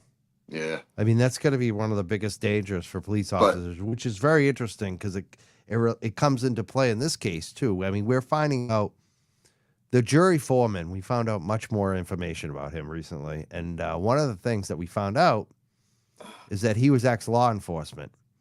And the reason he's not law enforcement anymore is he got hit by a car. Okay. So, a lot of questions been raised about that. People are like, did he, what did he write on his questionnaire? I mean, we don't know what he put on his questionnaire, but do you think that someone that was an ex-law enforcement that had been hit by a car and ended the career should be on a jury trial for something like this? Do you think that would affect, that it would bias them? What do you think, Bryon? It could help. Right? It could help. Because then he could lead them towards the direction of, hey man, this is what I'm seeing. This is more proper versus or it could hurt. Depends. It depends on what injuries he sustained. If he got massive concussion and massive head injuries, is like with this guy I know, the highway patrol guy, he couldn't be on a jury. He can't operate normal. You know what I mean? So again, I don't know enough about him to really say, whether it could be good or bad. Good point. Yeah, it could work both ways, right? It could be really good or it could really suck. And that to me is probably why a judge would say, no, I had jury duty recently, and the judge asked me, do you think you could be fair? I was like, yeah, but when I told him, like, I don't trust the DAs right now. I don't trust the Mass State Police right now. And why Karen Reed, Sandra Birchmore, I cover it. And once I said that, the judge was like, bye-bye. Yep, you're out. Because he they're not even going to take the chance. It was funny because I thought it would be the prosecution that would kick me off the jury. It was the judge. The judge is just, I could just tell. I like this judge too. Like I just felt like the judge is like, I'm not taking a chance. Like, just not. I'm not going to have to worry about you as a journalist later on Yeah. Not doing it. Bye. Have a great day, Mr. Crawford. Like, if they called me and said, "Hey, Bryon, you're going to be on the jury now that you're retired for this big murder case," like I would love it. I would love it. I'd be like, yeah, let's do this. I'd be there every day, pad and paper. Yeah, I'll be a good juror, and I will tell you what I think at the end, and I would help people see what I see as a retired police officer. So I think it would be cool, but they don't pick us as jurors anymore. So, or they can as a cop or a retired cop. So they don't. Not that I've ever seen. No, man, we're too jaded. Like, hey man, how It's do you feel funny about this? because my buddy, the shit. guy I made became buddies with on the potential, on the jury pool was the retired Mass State Police, Right. and the judge kicked him off too. Yeah, I don't know about Becky. I just know about here for Vegas. I guess cops I don't here think I've could seen actually anybody retired go to court. No, you only go to court when you're on duty or when you're a cop. Once you're retired, you're done. You're done. No, in Massachusetts, you could definitely be on a jury as a cop, as a retired cop, definitely. But I don't know how often. Might not get picked for the case. Yeah, I don't know how often the judges say no, thank you. Yeah, probably very often. I mean, they definitely said it to the guy I was sitting next to all day. When he let me know after. He texted me. He's like, "Yeah, they kicked me off right after they got rid of you, Mike." They both said bye-bye. Yeah. But I guess the judge liked the cop. They knew each other apparently. No good. Yeah. So we got more questions. Law enforcement. I want to ask about this law enforcement question because you mentioned earlier, like. I imagine a lot of ex-law enforcement and probably even some current law enforcement watch your show, Bryon. Mm-hmm. Know you guys. I can't tell you what law enforcement watches. I don't. I'm retired. I'm kind of out of the loop. My friends watch, but I'm sure some of them do, right? Yeah, I hope so. And do you hear? What's the feedback on the Karen Reed case? Like, do you hear some former cops say, "Hey, look, dude, I like your show, but I think she's guilty," or do a lot of cops think she's innocent, or you just don't hear from them? What do they generally say about the Karen Reed case? The cops that I've heard from, that in Vegas and some other cops from across the country, we're all on the same page. I haven't had one cop say he thinks Karen is guilty. That speaks volumes to me because that's what I hear too. And I don't think I have as many cops following me as you do, but I've never had any of them say that they feel like she's guilty. No, I haven't seen anybody on Twitter, obviously, but on YouTube, no. And everybody that's texted me personally, I have a couple buddies here at Metro that like our channel, and they said the exact same thing. Yeah, it's how is this even getting this far? Right. Yeah, that's what they're saying. This is ridiculous. And I'm like, I know. That's why we're covering it. Right. So, yeah, we're all on the same page. Have you ever seen a case like this in Las Vegas? Nope. No, not. We've had stupid cops do dumb things. We just had a couple cops here, just a couple in this past week got in trouble. One got arrested for something, another one got arrested for something else, dumb stuff. But it'd be hard to do here. Something like this, covering all that up would be really hard to do. I don't think it couldn't really happen here. There's too many of us. There's Why too do many. you think it's happening in Massachusetts and not in Vegas? What do you think the difference is?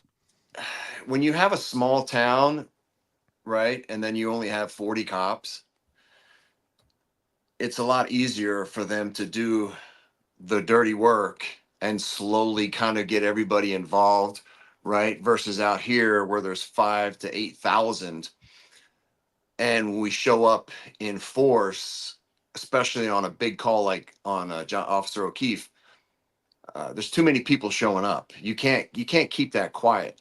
Back east, it seems like when you only have 3 cops on duty, right? In Metro here in Vegas, there's 500 cops on duty every night. 500, right? And then the COs, there's probably 500 COs, and then the detectives.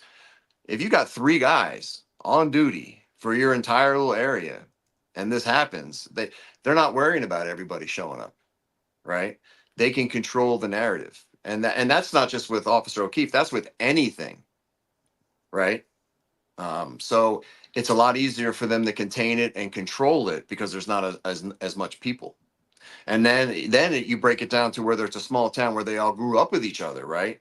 So it's Mike and Maz from the neighborhood, and now you guys are cops. You're my boys. We've grown up together, right? We've been in bar fights together. Y'all ain't gonna rat me out, man, right? I'm gonna hook you up. I'm gonna pay you a lot of money, and then we're gonna do some dirty stuff here and there. But you're with me, right? And then that's how it starts. We in Canton, we found that there are several second and especially even third generation police officers. The Kelleher kid I talked about, I went to college with. Yep. His father was a police officer. His grandfather was a police officer in Canton. His grandfather was the chief of police. So now Kelleher is third generation Canton police. Do you see that in Las Vegas, or is that just in Canton? Yeah. No, it's everywhere, man. Everywhere. Yeah. My grandfather was a cop. My dad was a cop. I'm a cop. My son's probably going to be a cop. My brother was in the military. My dad was in the military. My uncle's in the military. Yeah, it's like it's weird to say, but it's almost kind of like in your blood. Because I had no intention of ever becoming a cop, right? I was a musician, right? I was a guitar player. Yeah, I was like a professional guitar player in my late teens and my early 20s. What kind of music? I was like a progressive metal, kind of like a who would be a good one to say? Clutch. No, we were not that yeah. heavy. No, we were heavy rock, progressive metal, kind of Dream Theater-ish, but not as long songs, and we weren't as good as them. Avenged Sevenfold, we were kind of like Avenged Sevenfold because we had 2 lead guitar players, me and another guy. So I that's what I wanted to be, you know what I mean? And then and that's actually how I met my wife. We've been together for almost 30 years. So I met her. I was a long hair musician, man. Wow. I used to manage a heavy metal band, actually, way back. That's how I kind of got started on this creative shit, actually, with a friend of mine who, we're still friends. It's been like 20 years.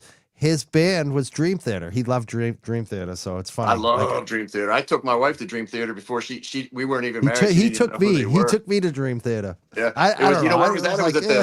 it was at the Birchwood in New Jersey. We drove down there, me and my band, all my best friends, my wife, or my girlfriend at the time. Yeah, I didn't even have enough money to get a ticket. And my wife now, she bought me a ticket for the scalper so we could get in. Yeah, that was a great show too. That was a great show. Cool. Yeah, matter of fact, like the music that you hear at the end of our video sometimes, that's a song I wrote. It's called Vegas Strong Guitar Song. It's actually on iTunes, I think. I don't know, it's been so many years. But I wrote that when I was off work after October 1st. I was bored, and I'm a guitar player, and I'm an old shredder, so like a Joe Satriani, Steve Vai, Eric Johnson type. So I wrote a song, but no words, just all guitar. And that's what I named it, Vegas Strong Guitar Song. And that's the music you hear at the end of our video. Sometimes if you hear a guitar, that's my song. Yeah. One day, maybe I'll play the whole thing live on the channel. Maybe, I don't know, but we're not a music It's your channel. version of Eruption. It's like your Eruption or Mr. Scary from Dawkins. Remember that one? Oh, no. Eruption and Mr. Scary are 2 of the greatest guitar songs ever written. I know. This song was how I was feeling. It's not to showcase my skills. It was literally just what I was feeling after going through all that, and I wanted to put it out in music. It's as simple as that. It's no showcasing of skills or anything. It was just, I wrote a song. That's it. That's usually the best though, is when you're just putting something out that you. Well, you got to put something out that's, and I didn't want to make it super sad either, because I was feeling, I don't know, a lot of people said it sounds patriotic, which I thought was that's great.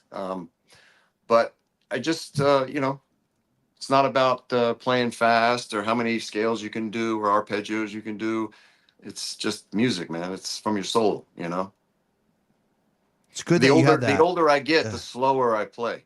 Really? Like I used to love shredding. I used to be, I could shred with the best of them. I like Ingve. I would sit there, but now it's like I look at that, and when I hear it and I watch it, I get very bored. I'd rather listen to Stevie Ray Vaughan, or Hendrix or somebody, a little slower. Tastes change as you get older. No, It they does. should. Yeah. Yeah, it does. Like I was an old Ibanez guy, like Satriani and Vi and all the old time shredders, Paul Gilbert. And now my favorite guitar is a Strat, man. I have a couple Strats that I love. And like if I had to pick one guitar, it would be a Strat. Very 100%. cool. Yeah. Yeah, it must be a good outlet when you're a police officer and you have stress to have something like Yeah, and music, creative. well, it was good with meeting my wife the way we did. She went through all the changes with me. So it's different when you meet somebody and they're a cop. They are, because when you're a cop, you're going to change. You're going to change 100%. I'm sorry, but if you're a street cop, you're going to change. Changes you forever. She got to go through those changes gradually with me. So, and I think that really helped us as a couple, right? I didn't hide anything from her. Everything I went through, she went through with me. All the bad stuff that I would see, I would tell her. I had to. If you don't get it out, it'll eat you up. You know what I mean? So you Yeah, I have do. to. And so when I always tell people, if you're the kind of cop wife who's like, don't ever tell me anything, I don't want to hear about your day. Don't talk to me about that stuff. You're not going to stay married. You're not going to stay married.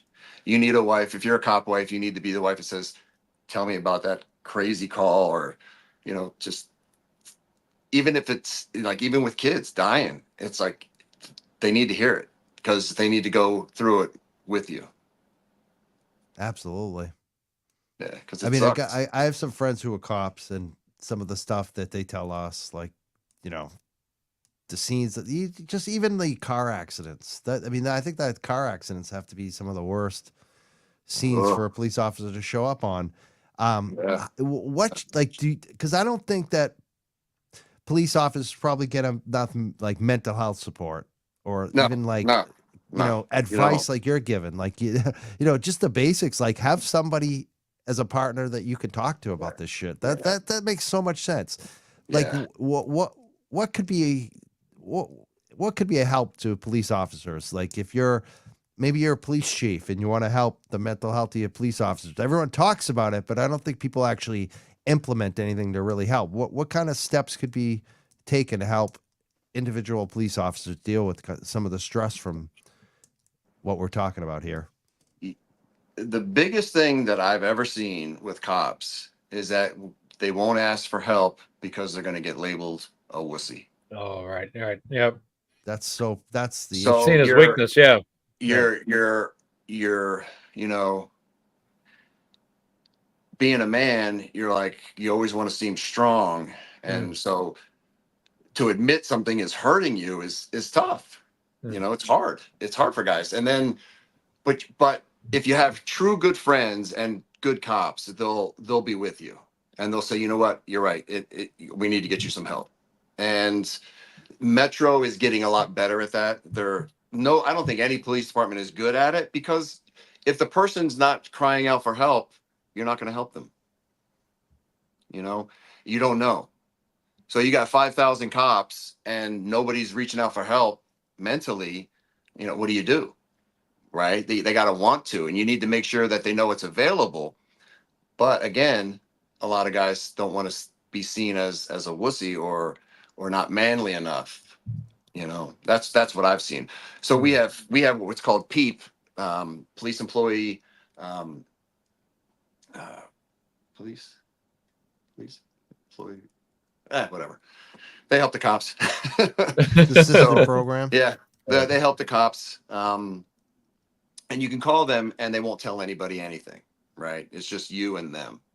So, and that's a good thing, is being able to have kind of a little bit of anonymity and privacy. So you can talk to them, and then they'll get you fixed up with counselors if you need it. Like a lot of us had to go see shrinks after October 1st, and every time you pull the trigger, you have to go see a shrink.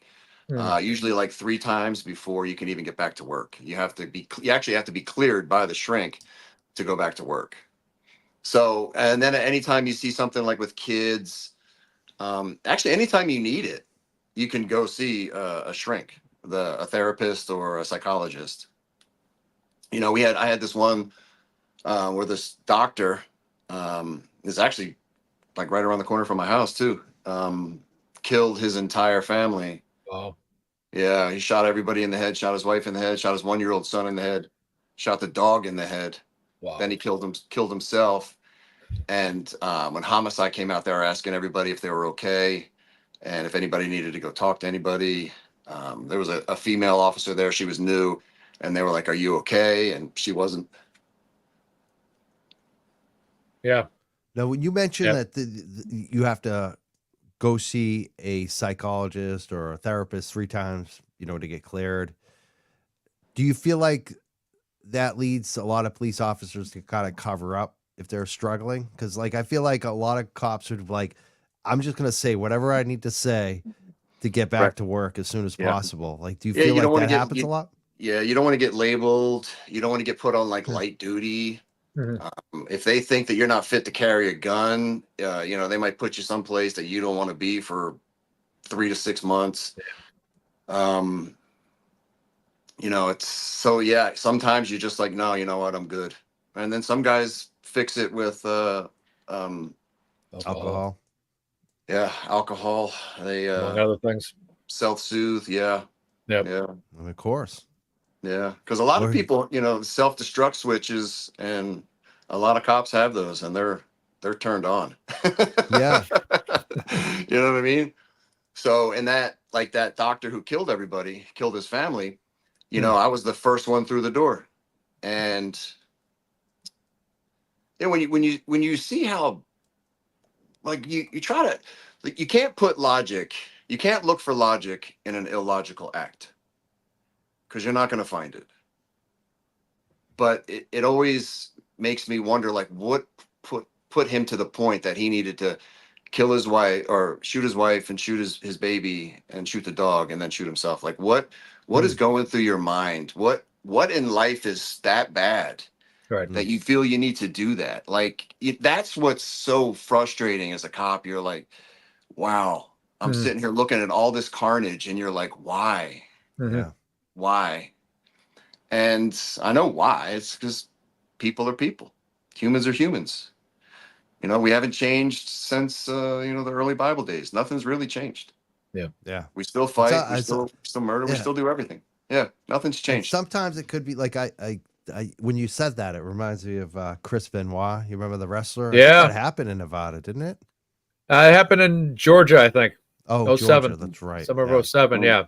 I mean, Killed with his him, wife, I killed his think child. Yeah. the reason, like, I'm not a doctor, and we can never really know, but with him, I think he loved his kids. I think he loved his wife. Like, I think that's something, he hit his head too many goddamn times. And it, like, because I've seen this happen with people, like, like, bad head injuries can change you. Sometimes Absolutely. they change. Yep. Like, I saw someone who was a total, jerk, like a really not a nice person, hit their head and then became wicked nice. It was like just the opposite sometimes. Yeah. Usually it's you go from nice to not nice if you hit your head. Aggressive. But aggressive. sometimes it can be shit like that we don't even know. Or maybe they have some kind of stroke in the head. Like, it can be something physical sometimes that we don't even are aware of, Yeah. Sometimes it's just people are awful people too. I mean, that's right. Sometimes people are just evil. Yeah. Yeah. I mean, That is a fact. how do you justify, doing some of the stuff that people do? Like, I had this, you can Google this kid, Turner Bronson, or Bronson Turner Bronson. Anyways, 15-year-old kid over here. He shot his brother in the stomach. He was a wannabe kind of gangbanger, right? A little white Irish kid. And trouble in the neighborhood. He uses a stolen gun that he got from a burglarizing a house a couple doors down a couple nights ago. Shoots his brother in the stomach. His brother runs downstairs. Mom sees him. He says, "You have any last words to say to your son?" Wow. She's like, "What?" He shoots him in the head. Mom throws up, faints. Whatever he does. Mom wakes up couple seconds later, calls 911. My son just shot my son in the head. So me and my buddy, one of my best friends to this day, Hutch, we roll to that and we get to the house. We're there in about 2 minutes and go through the front door. Kid's sitting on a chair about 15, 20 feet from the front door. He set it up on purpose with a pillow on top of his hands, right? So I'm looking at his dead brother 20 feet behind him. The mom's puking, passing out, freaking out, crying. And I got this kid with this evil, glaring, just stare at me, right? Won't do what I say. I got my gun pointed at him. Show me your hands, show me your hands. And he keeps making these jerky movements like this, like, because he wants me to shoot him, right? But I ain't shooting him yet. So finally, me and Hutch say, you know what? Screw it. We go right through the door, right up to him, knock off the pillow, grab his hands, push him down real hard. Gun sitting right there. Holy And shit. we went and got him, took him into custody right there, and he was laughing the whole time. Oh. When the news got there, he said, "Hey, can you let me out so they can interview me?" Oh, fuck that. Oh. Like, this kid was, What a he punk. was a demon. He's one of the ones you want to Yeah. punch. Like, He like was, I'm not violent, but I want to slap No. him. Yeah. You know what I mean? Like, I wanted to do a lot more than slap him. I bet. bet. Yeah, I bet. I mean, So yeah. Dad shows up. Dad Oh. shows up. Dad's losing his mind.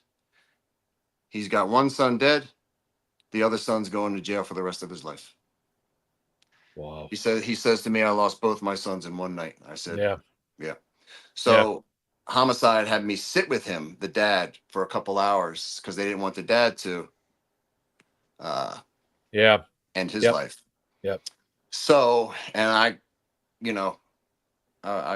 what can you say to that? Nothing. Brutal. You don't say nothing. You don't say nothing. You can't, right? No, there's nothing to say. This guy just lost his entire family, his whole life. Mm. No, just keep your mouth shut and just stand there. That's a respectful thing to do. Yeah. Yep. Yeah. I But mean, yeah, that's what Google. I'd want. I would want it. Google him, Bronson Turner, or was it Turner Bronson? Yeah. Anyway, he's in jail. He's here. I think he's in High Desert. He got life. Yeah.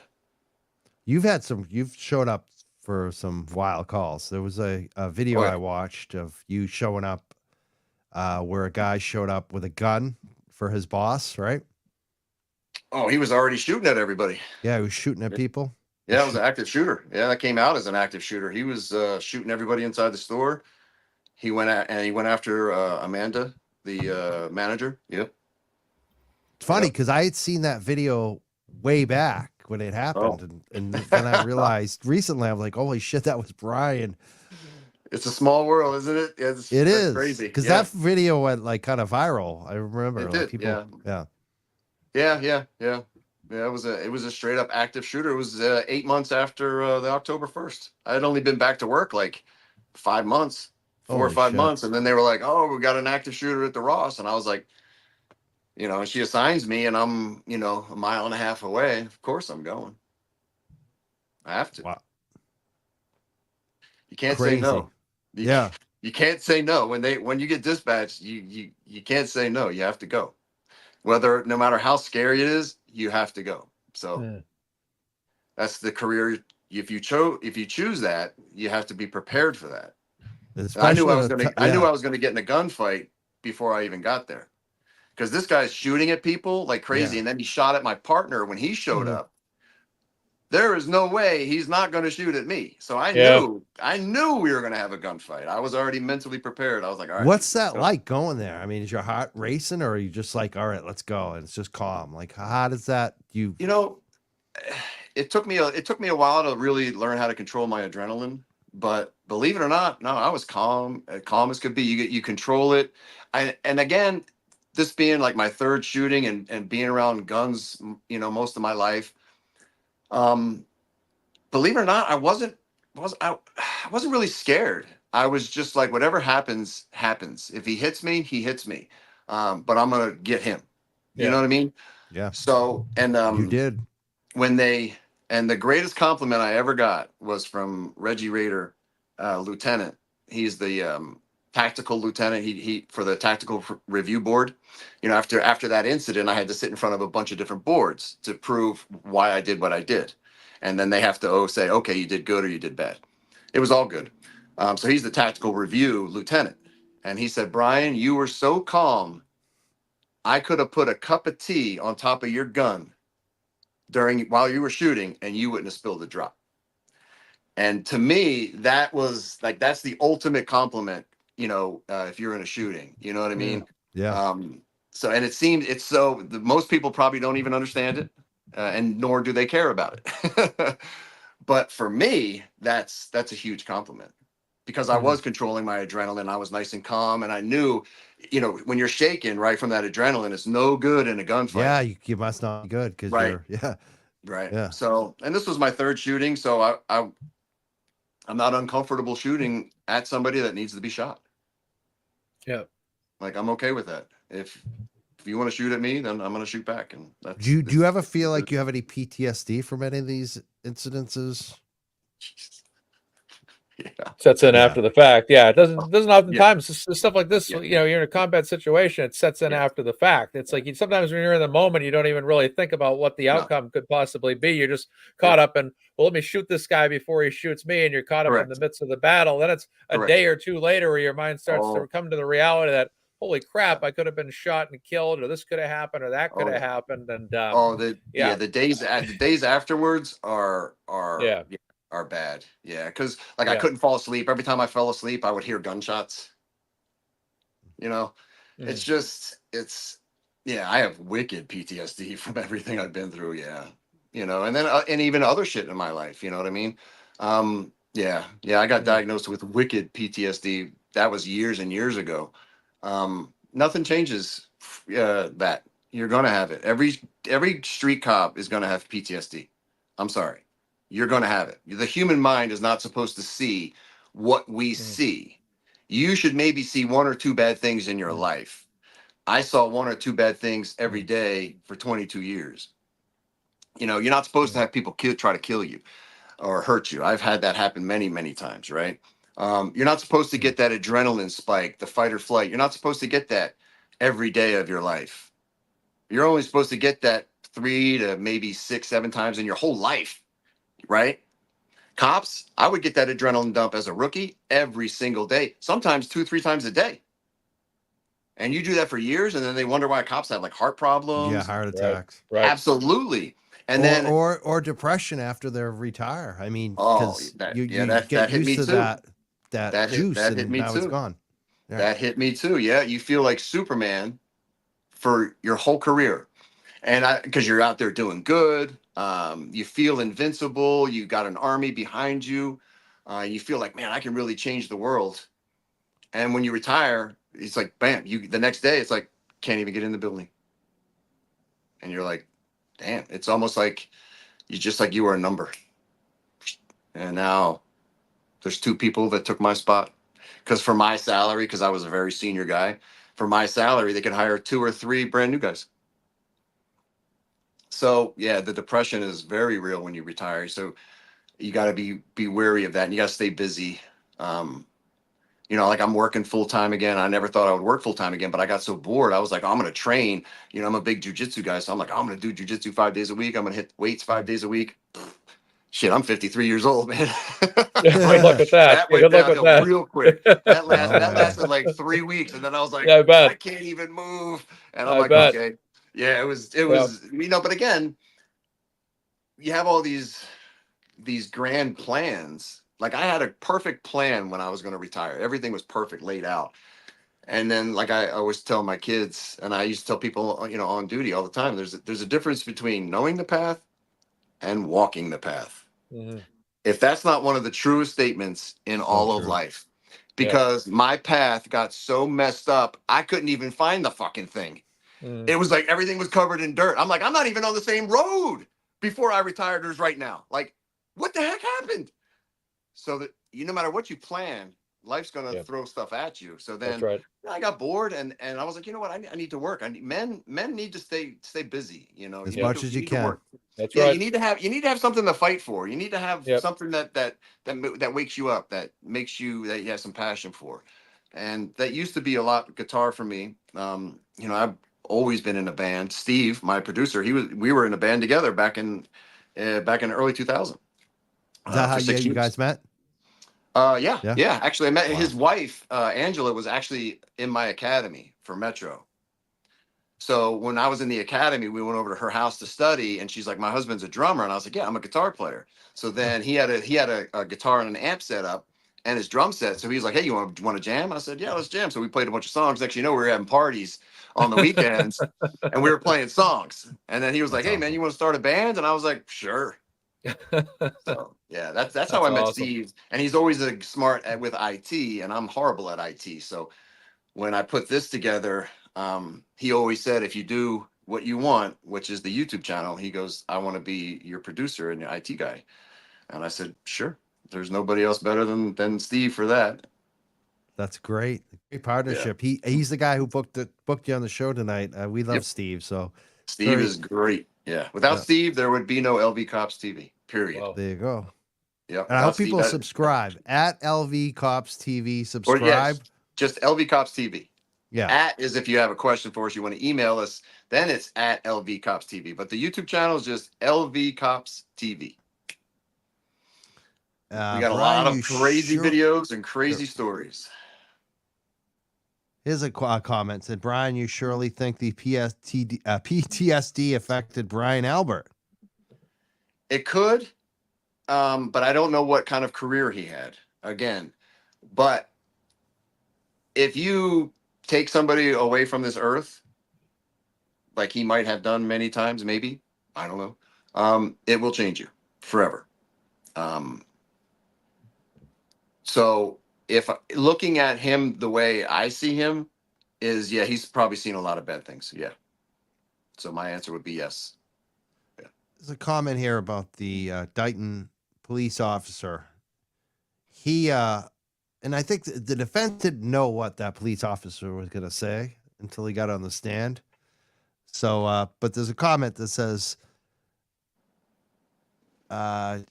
just want to thank to say the Dighton officer should have been shown pictures of the taillight, the current taillight, and asked if it represents what he saw on 129. What do you think? Do you think he should have been asked more detailed questions about that? That seems like a great question. Seems like a great question. Yeah. Yeah. But again, that you got to leave to the experts. Thank you for the comments. We got a lot of good comments, a lot of good questions. People are enjoying your stories tonight, Bryon. Well, thank you. You did talk to, I think, Microdots about what happened at the festival. You've kind of mentioned it a couple times. That Yeah. must have been, was that the toughest day of your career? Yeah.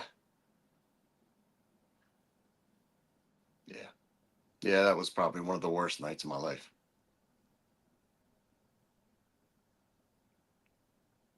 You can tell. I mean, I can tell just, Yeah. it's, you know. I know it's hard. That's why I don't talk about it a whole lot, because every Yeah, I time don't start expect you thinking to. about Yeah. I mean, I think that No, says it all. I know, I Just- get it. And I always tell people to go watch our videos, because I talk about it in the video. It was just a tough night, man. It's just seeing all the carnage. Yeah. And going through the door wasn't even, we had going through the door, we knew what we were expecting, which was most realistically a gunfight, because we were going up there to end this dude. Okay. This guy just shot 2,000 people, killed 58. We're going up there to end him. Oh yeah. Oh, for sure. No question about that. And so going through the door, you think, all right, I thought it was going to be a whole bunch of guys, right? I thought it was like Mumbai. I thought they were taking over from what I heard on the radio. It sounded like they were taking over multiple hotels, right? Not just one, multiple. So I was like, okay, this is it. Like, we're getting kind of invaded, or these terrorists think they're going to come here, and hurt our people. No, it ain't going to happen. So when they were like, you know, who has a rifle and who can get down there, I was like, yeah, I'm going. Fuck yeah, I'm going. And my wife called me. She's like, you're not going to that. Because She was Bad telling you not connection. to. Sorry, sweetie. she had the scanner, Yeah. and she was like, she was listening. She used to listen to me work all the time. She loved it. It was like a soap opera. And she was like, you're not going to that, are you? And I was like, I have to. So, you know, going through the door, we were expecting a gunfight. I was expecting a bunch of people coming out, and we were going to shoot them or handle business. And then, but then when we went in there and it was just the one guy, we were like, I was like, what the? I'm like looking around, like, are you kidding me? Like, this is it? Just this dude? Like, but he was smart. I mean, he had notepads out. He had elevation, wind, temperature, He had humidity. cameras. He had cameras. He knew when you He had guys were cameras. coming. He had the doors drilled shut with big screws. He had camera that was sitting on a cart.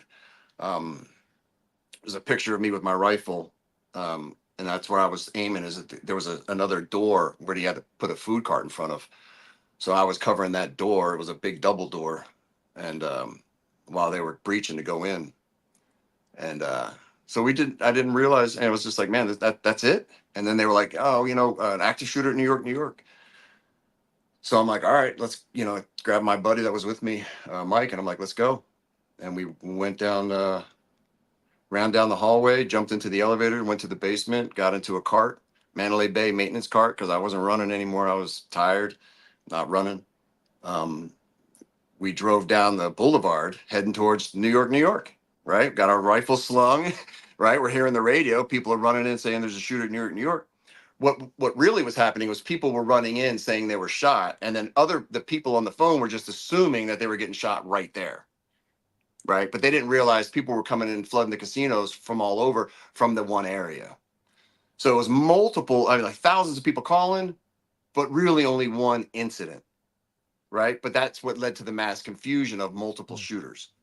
Exactly. Mm-hmm. So, and that's when I get to I pull up and FD is there parked, right? And they're flagging us down. So we get out and we're like, what's up? And they're like, hey, we need to get in here. And I'm like, I didn't even know what it was. I'm looking up and I'm like, what is this? And they were like, this is Route 91. And I'm like, oh, I'm like, this is the field? And they're like, yeah. And I'm like, y'all ain't been in there yet? This is like an hour and a half going by. That's what they say. Now, I don't know if people went in before that or not. I can't confirm. There might have been officers that came in before that. I don't know. I only know what I saw. So we did a force protection around FD, fire department. So we get fire department in the middle. We do a diamond around them, right? So they're safe and we move.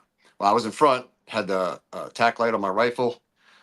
So I would light up every single person and FD would check them for signs of life. And then we put a black tag on them for dead. Wow. So we ran out of black tags. Yeah. Oh, wow. And just seeing all these, and there was a lot of women, and just, you know, and it's just so eerie when you're standing out there. It's like a civil war scene, and you can't even imagine it because there's stuff everywhere, like everywhere. But then there's bodies everywhere, and it was dark, and their phones were ringing, and there was wigs and wheelchairs and prosthetic limbs.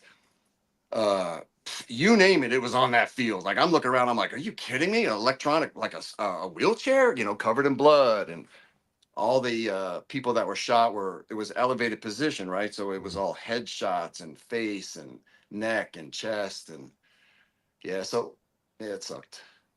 Yeah. That must have been hard for you too, especially it's at a music festival, something you love. So it's just like your town.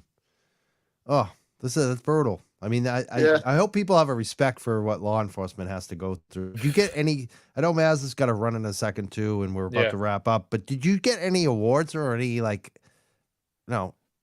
the city honor you? I mean, you're a hero. You are a legit hero running into that. I mean, oh, for sure. I got a medal for it, and I got a medal for the Ross shooting. But you know, you're not thinking about medals. Yeah.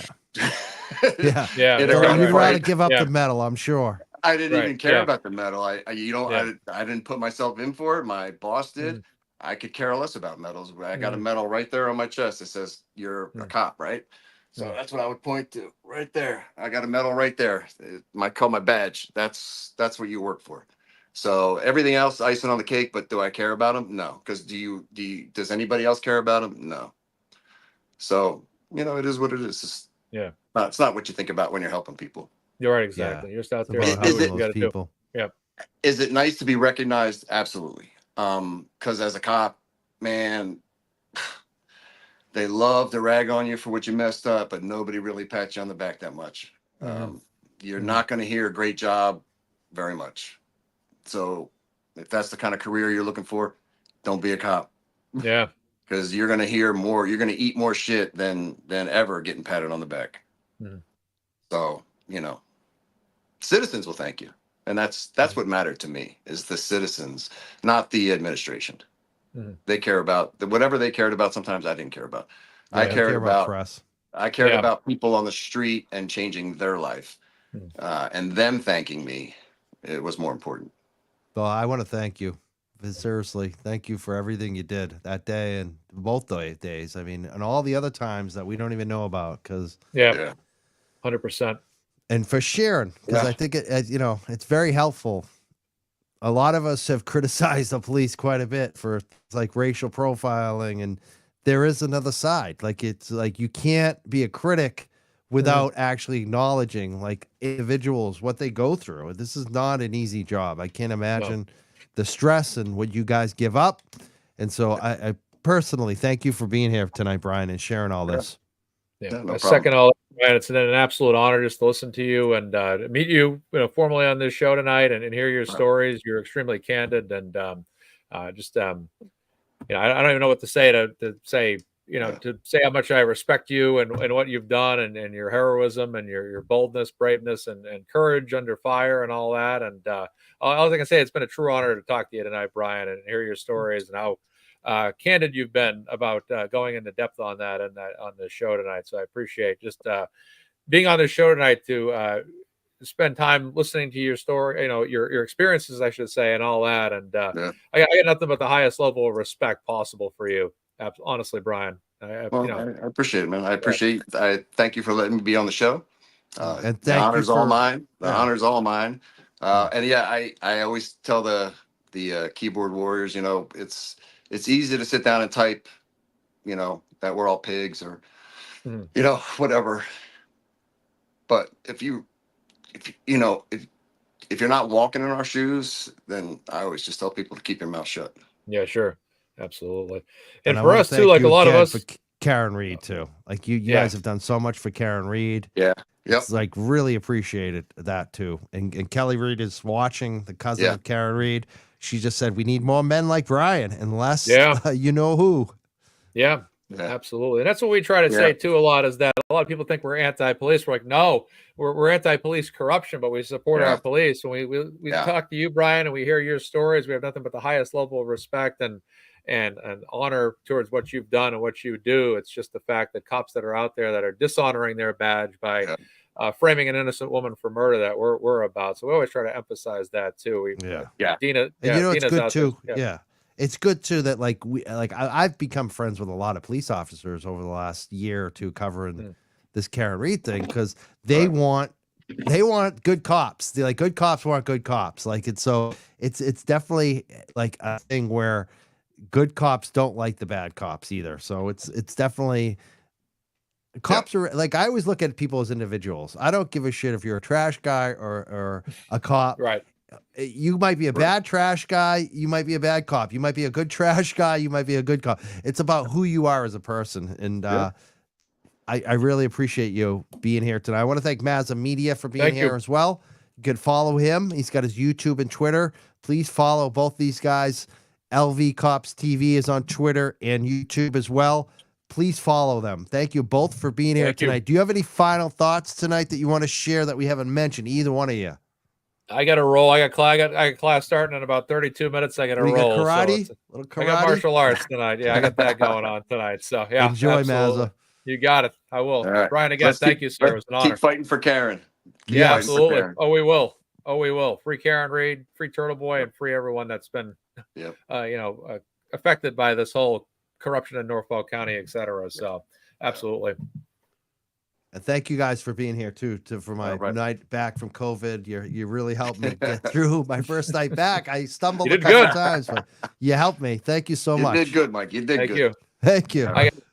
Take care, guys. Bye, Mazza, and thank you again, Bryon from All right. LVCopsTV. TV, Have a yeah. good night, sir. Thank you, sir. Stay Enjoy classy, it. guys. You too. And we hope to have them back again. They're great guests. Thank you, everyone who's been watching tonight and enjoying this. That was a good episode. Bryon is a very good guest. Glad he could share with us. Really enjoy having him on the show tonight. Couple comments came in. Diana G just sent $5. She says, "Is it okay to say cop daddies with Bryon and Gonzo?" I think they're happy with that. I think that's okay. You should have asked them, but I think they're good with that. He's definitely a cop daddy.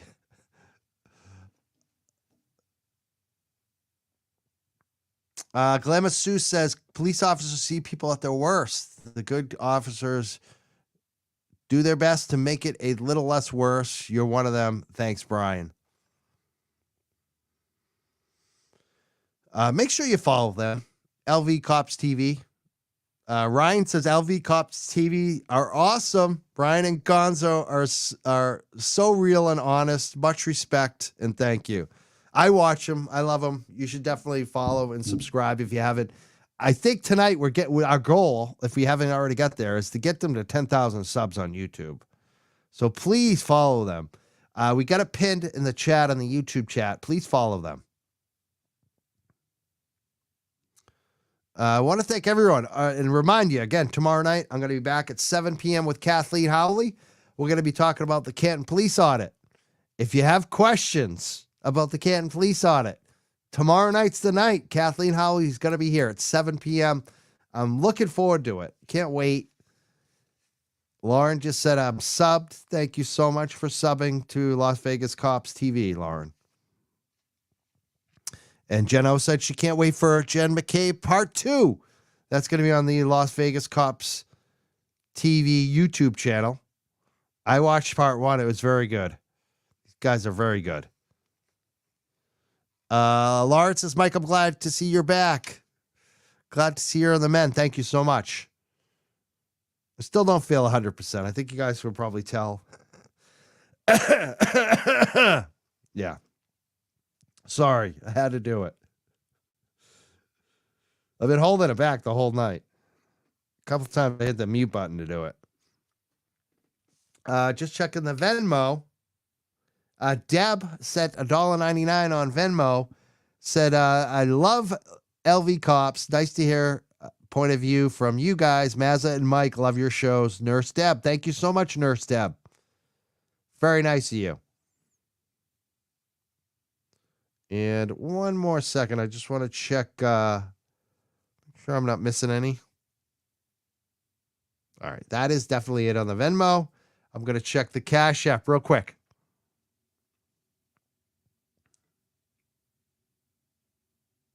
All right. That is it tonight on the Venmo and the Cash Apps. I did notice we didn't have a lot of viewers at first. I know that Melanie Little was also live. She was going over the Supreme Court. So obviously a lot of people were interested in that, but throughout the show, our numbers went up. We got up to like 900 at one point. So that was good. I want to thank everyone who was watching and sharing. If you haven't done it before, please like and subscribe to the Young Jerks as well. We're trying to get to what, 30,000 is our next goal. We're pretty close. See, I'm putting on the cough drop right now. There we go. That's a sign. I got to go. I need a cough drop. It's good to be back, people. Thank you so much, jerks, for watching tonight. I will see you back tomorrow night, 7 p.m. Looking forward to it. 7 p.m. with Kathleen Howley tomorrow night to talk about the Canton Police Audit. Yeah, there we go. I said 30K, 40K. See, I lost track. I don't even know how many subs we have now. It's a good thing to have enough subs that you're not even. Yeah, we're trying to get to 40,000. Thank you, Em. We already got to 30,000. We're at 30. I think we're like at 39,000 now. We're trying to get to 40,000 on YouTube. Thank you so much, MJ, for correcting me. And as MJ says, good night, jerks, like and subscribe on the way out. Thank you so much. I'll see you tomorrow night, 7 p.m. Have a great night, everyone. Young jerks.